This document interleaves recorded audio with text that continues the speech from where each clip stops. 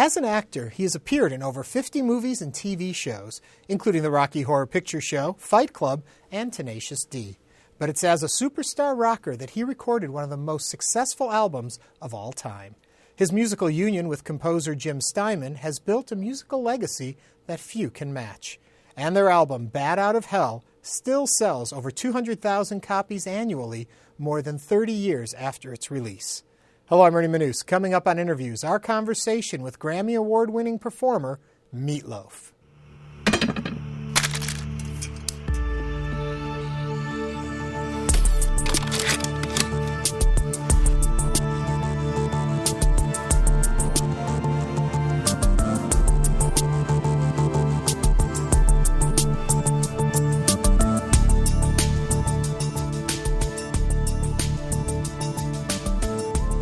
Do you find there's a difference between singing a song and performing one?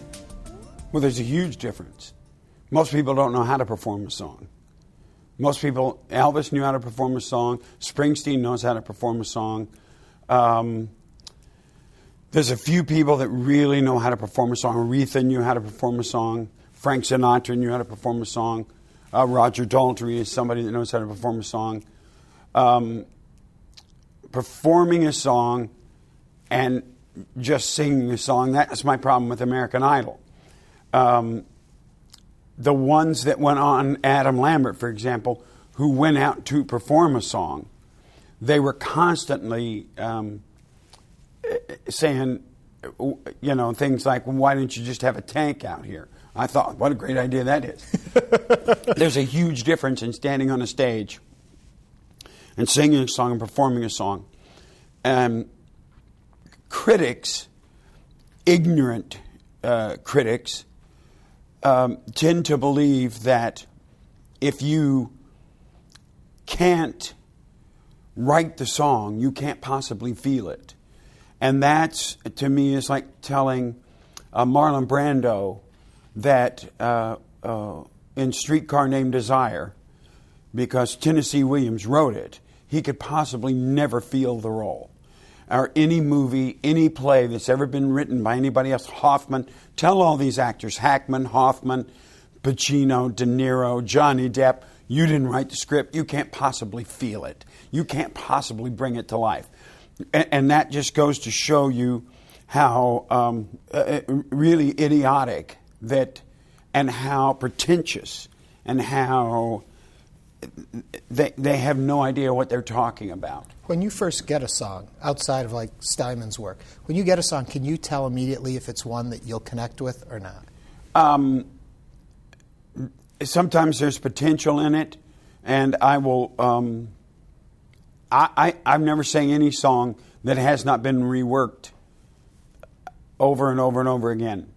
The character has to come to life. The character has to come to life. It's like a movie. I read scripts all the time, and if there's no character development, and a lot of scripts, it's just about a story, but the stories aren't really interesting until you develop a character and you know who those people are.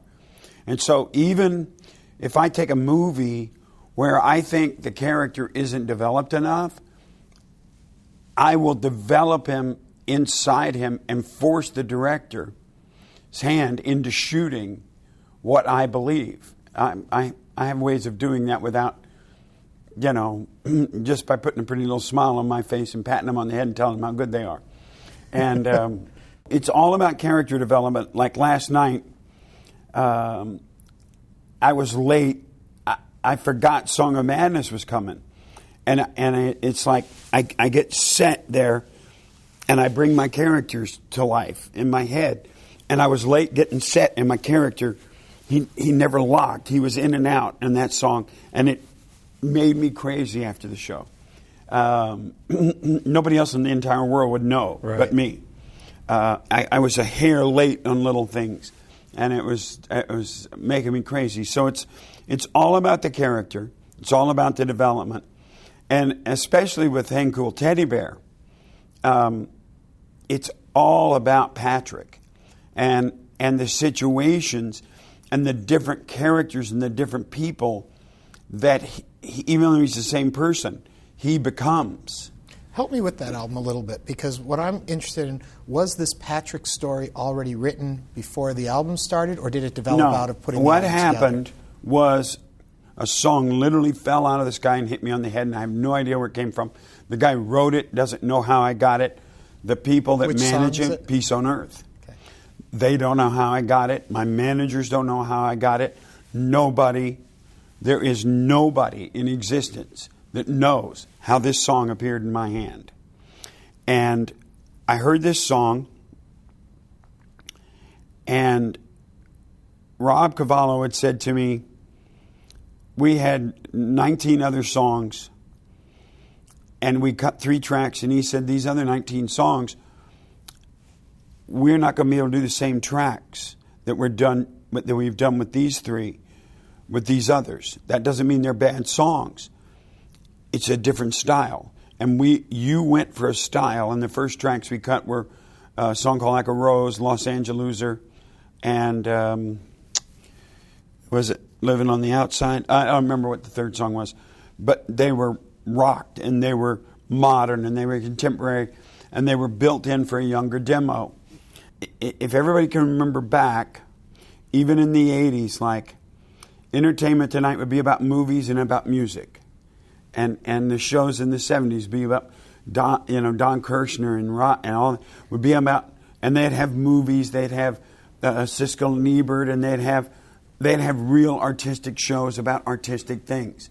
Now it's about Paris Hilton getting busted for cocaine, and I don't know what her name is, wanting to reduce her breast size from G, and they don't do anything. But why doesn't the industry learn? I mean, especially take, for example, Bat Out of Hell. Nobody wanted to touch that album. No. It goes on to be one of the top selling albums of all time. Well, that's because nobody wanted to touch it because it scared them. Because they said, nobody's want to hear this. And I said, dude, we just sold out Carnegie Hall. And I don't have a record. And all I've done is play little clubs like Reno Sweeney's that holds 175 and this other club that holds 60. And we've been traveling around in New York City playing these little supper clubs. And I said, all of a sudden, somebody says, we're going to put you in Carnegie Hall. I said, wow. And we sold it out because of doing that. And it wasn't because, I was, the sex image of all time. And we had, really scantily clad women. And Jim Steinman and I are not examples of your rock gods. And what it was about is the music touched the people. And I knew that. And it was the same as Rocky Horror. But let me ask that, though.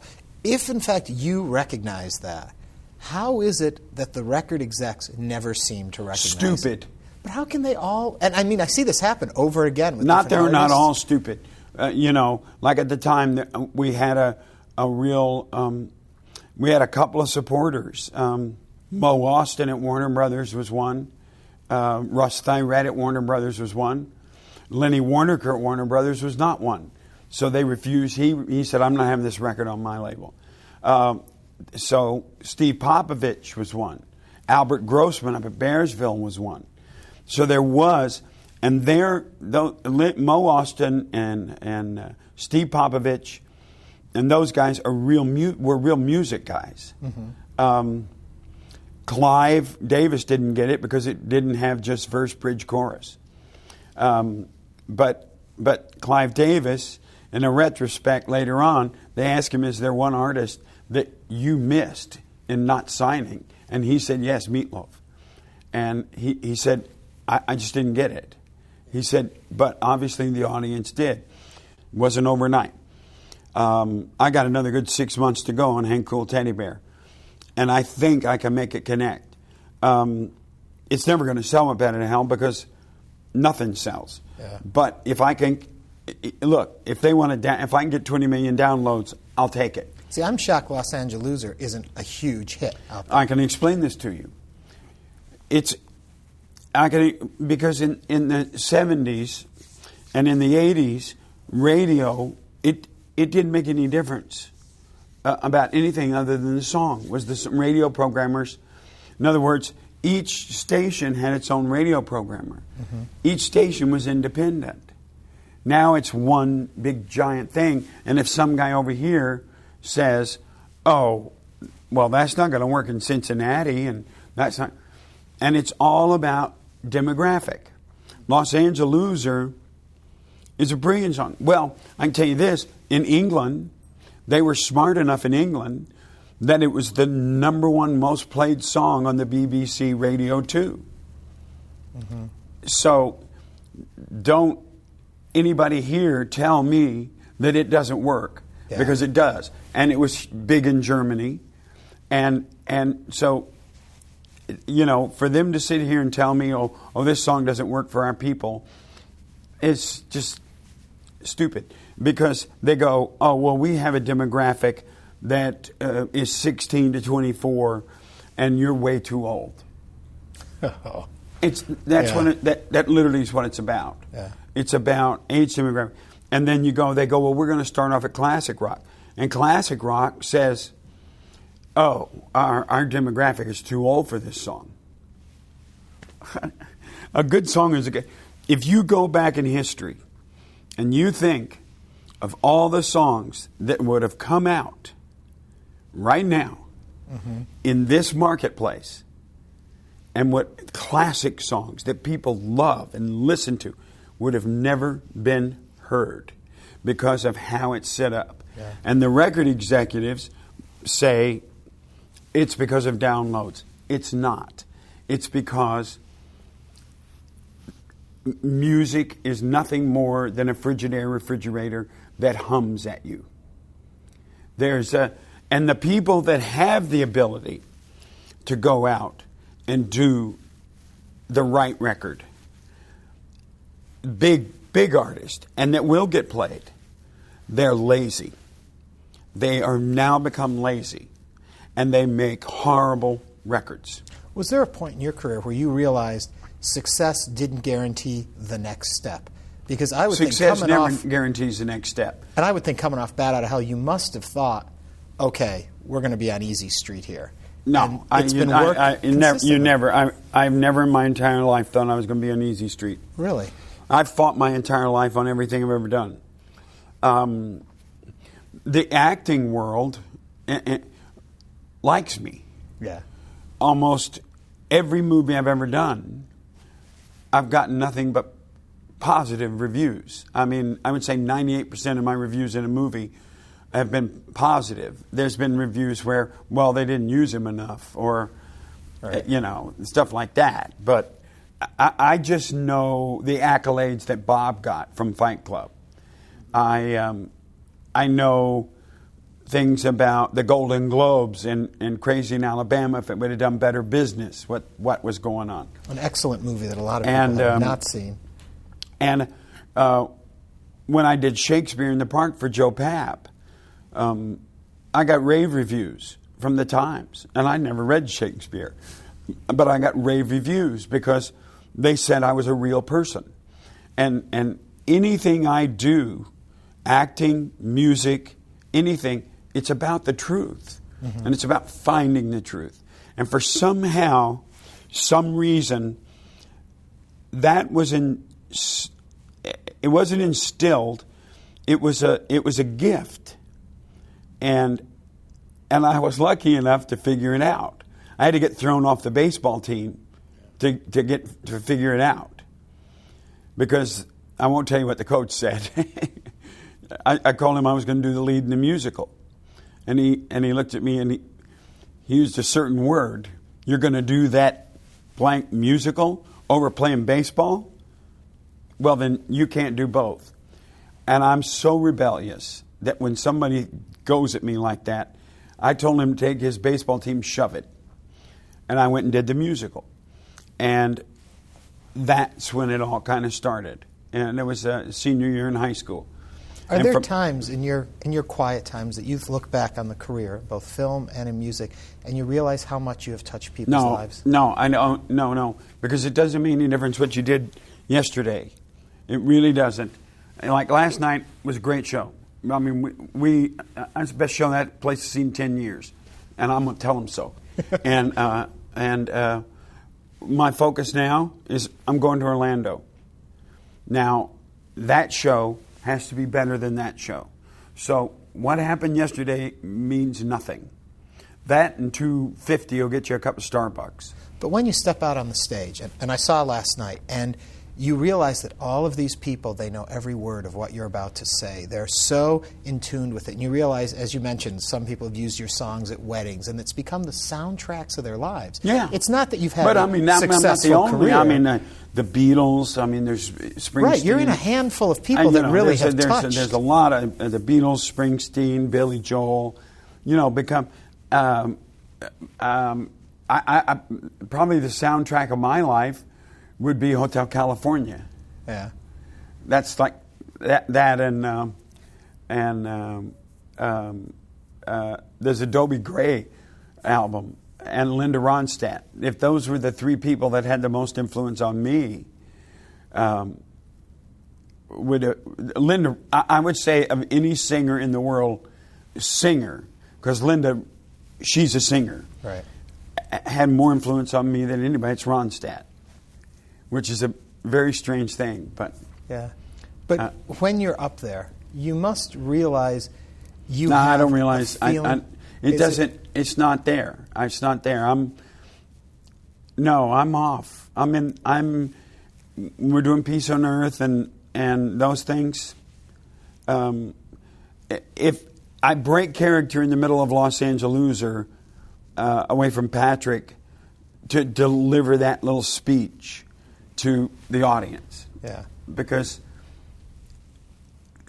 And that was real hard on the record not to do as myself. Because the speech is so fitting. But live, I give it to the audience.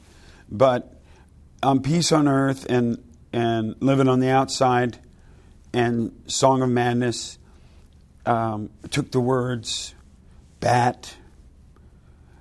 We have fun with Hot Patootie. I don't take that Eddie character because I said I would never bring Eddie back to the stage, so I don't. I just play around and have fun with the girls. And it's just like this fun little thing. But once we get into Break It, that's a character. And they're dead serious. So half the time, I couldn't tell you what the audience is doing. Because the audience, I don't thrive on the audience. I would say 90% of the performers draw their energy from an audience. I don't. I give the same show in front of 3 trees. And you wouldn't know the difference. Yeah. Is it always work for you, or does it ever cross over into fun? Or is it both the same? No, you can tell I have fun. As we get...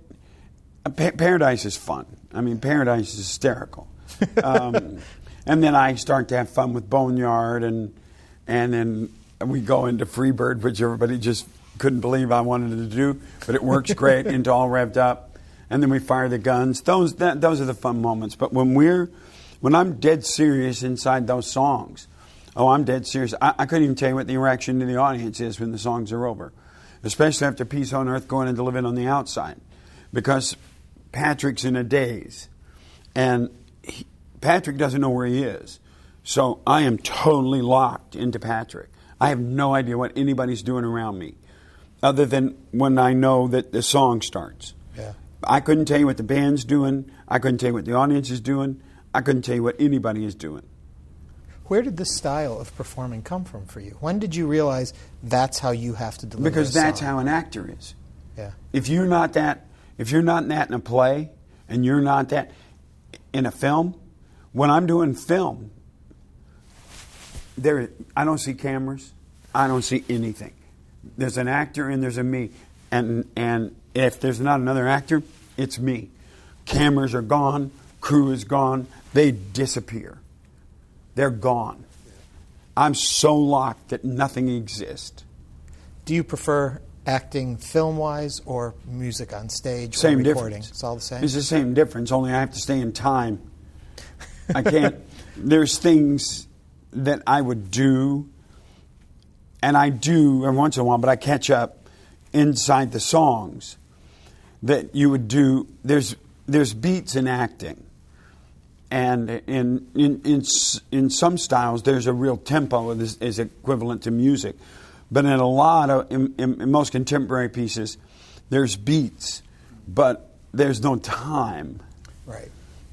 You know, you can have 4/4 bar inside a 2/4, inside a 3/4, inside of a 1/4 bar. If you want to take it musically, when you're acting, because you can have these huge, long, dramatic pauses. And that if the director's smart enough to let them work, if the actors are really locked, you see it where they do nothing but he cuts back and forth between the looks. And if he's really good and these two actors are really good, it will really keep you on your seat to, if the tension's right, what are they going to do next? And it's like, if you can get an actor, and you have to have a good actor with you. To let that flow, because that's what it is. It's like I work with Glenn Close, and she's that kind of actress, and it's just like, let that flow go, and we're talking without talking, and that's the hardest thing as an actor. The hardest thing as an actor is not the dialogue; it's what to do when you're not talking. Right. That's the hardest thing. And that's what I teach my band, because my band is in acting school every day. About timings, about when to move, when to do this. It looks very improv, and it is to a point, but it's not to a point, because they know about tension, they know about dropping their shoulders, they know about this. I mean, I've talked to. People have come to see my show, and they realize that there's something different about it. And big names, names, we won't get them, have come to me and go, "Can we talk to you?" I go, "Yeah." So I tell them, "Look, I just gave a note to a band guitar player the other day in a band I went to see, and they said, 'We got it on film. We'll check it out.' I said, 'Check it out. Watch what he does.'" Okay, we're running out of time. Last thing I want to ask you, though, I read something that disturbs me greatly. That Teddy Bear might be your last studio album. No. No, okay. Not true. No, don't pay attention to what I'm writing. I only do it to piss people off. Well, good, because you pissed me off, but now I'm happy that everything's okay. No, I get tired of... it's like... My mother used to say, "Be happy in the clothes God gave you. And be happy in your life. And be happy with what you got. And don't worry about what you don't have. Be happy with what you have." And we're in an age of so much self-importance and so much attitude of entitlement that I just want to go around and choke people. I won't. But when people get something and they say they're fans, and then they start this dribbling on about this and that and this and that, and then I write little things about, "Well, did you read the short story?" "Well, I've read it all." Well, then shut up. And so they make me mad. So I tell them, "Okay, I'm doing this and that," and then the fat lady's going to sing. I just want to get them, because it's my only opportunity to get them back. And then they go, "Oh, don't quit, don't stop." Oh, it's too late now. You people piss me off. I don't care about you people anymore. I want you all to go away. You really need to learn to appreciate what you have. You need to appreciate your life. You need to appreciate your loved ones. I was watching a show, and it was really depressing. But it was about families in L.A. with 2-3 kids. And Dad was working. But they couldn't afford any more than these transit motels, one-room motels. And it was this whole expose on that. But there was, every time they went in to talk to one of these families, now whether they were putting on a good face or not, but what they were all saying was, look, and some of them been homeless, and the little girl goes, yeah, we were homeless, my mama. It was hard. I was scared, but now we're here, and they will make sure that they sit at the dinner table and they have dinner as a family together. It was very sad to watch, but it was also that the father came home, the mother sat there. They made sure that they had the family time, and everyone, there was about 12 of those families. Now, that is a typical example of appreciating what you have at the moment, knowing that you want to improve your situation and willing to work for it. That's the other thing. There is no free rides. That's why you say, I don't live in my past. I live in Orlando right now. And Meat Loaf, I cannot say anything but thank you so much for doing this. You're welcome. It's a pleasure. Meat Loaf. Okay. Bye, kids.